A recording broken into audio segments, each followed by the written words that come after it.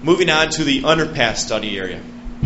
Again, we show in colors the highest area here is now on the west as the water is trying to get across the railroad tracks to the east towards Lake Michigan. In general, this area is relatively flat. You don't see much significance once you're past Church Ridge Road here. It's trying to get through this underpass. There's an 18-inch at the underpass there, 24-inch pipe underneath the railroad. We'll show by arrows the way the water is flowing towards the railroad tracks as it's confined. Some of it's trying to get to the underpass. Once it gets east of the railroad, it's flowing to the east, then to the north and east, and finally out towards Lake Michigan at the outlet there. We looked at several alternatives here, and I'm listing them. Alternative one was increased pipe sizes for each design storm. Simply provide larger pipes.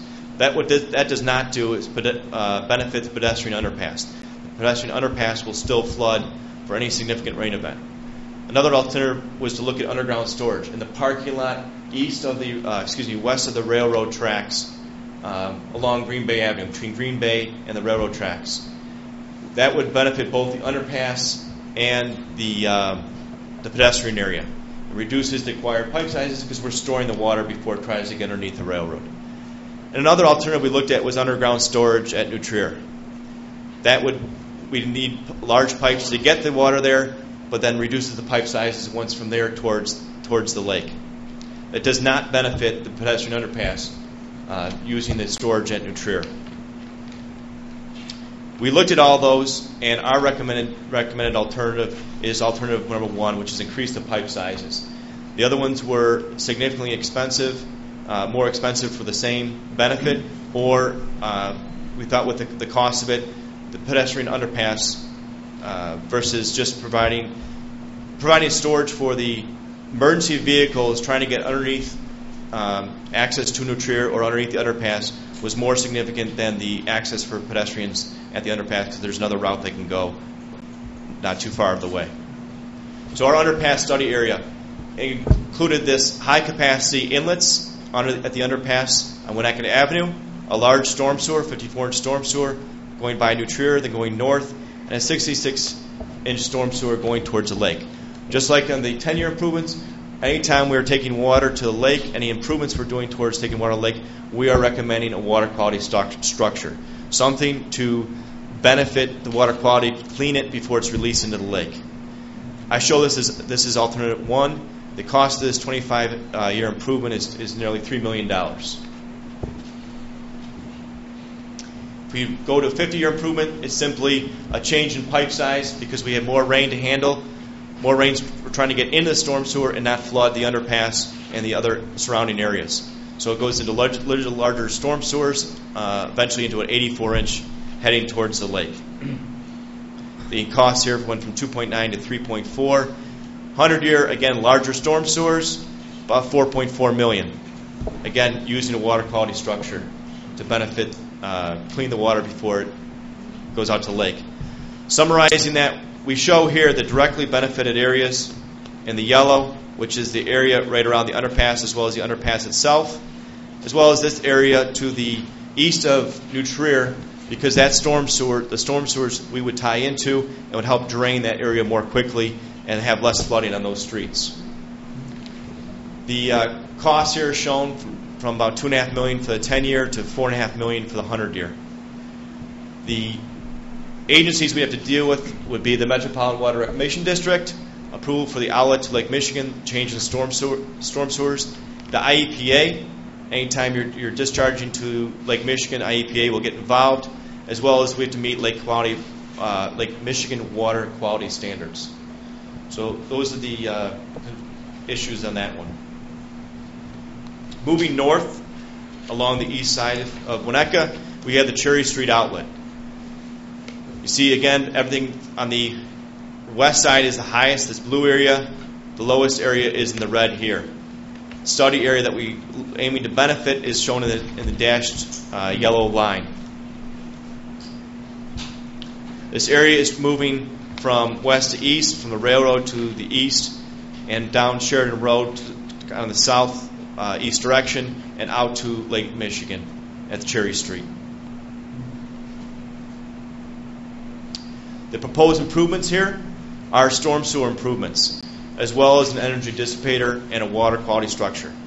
But we've gone back to this area in yellow and see how can we get the water off the pavement quicker. And it is, as Steve alluded before, it's a matter of larger storm sewers getting to a larger pipe heading to getting the water to Lake Michigan. Again, we want to do water quality to try and help clean the water.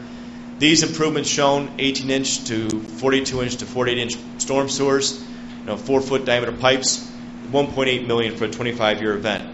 If we go to a 50-year improvement, we have more rainfall. The storm sewer sizes go up. Not significantly, but they do all increase. The costs increase to $1.9 million, and then a 100-year improvement is about $2 million. So about a $100,000 increase for every improvement from 25 to 50 to 100.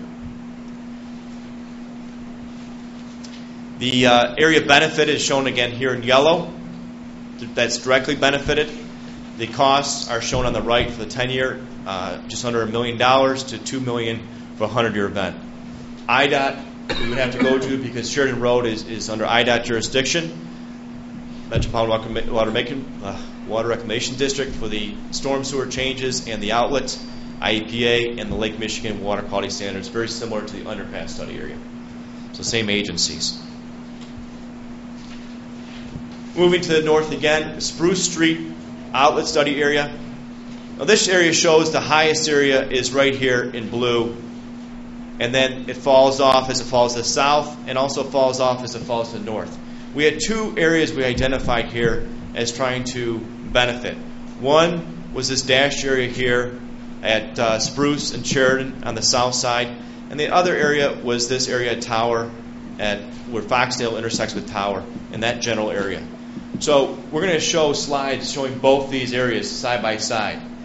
But in general, the highest points here, the water is trying to get to the north from that high point, and then towards by storm sewer, it has to go to the east towards Sheridan Road, and then south on Sheridan Road, as well as the water that's flowing over land from that high point down to the southeast, then down Sheridan Road to Spruce Street, and finally to the outlet to Lake Michigan.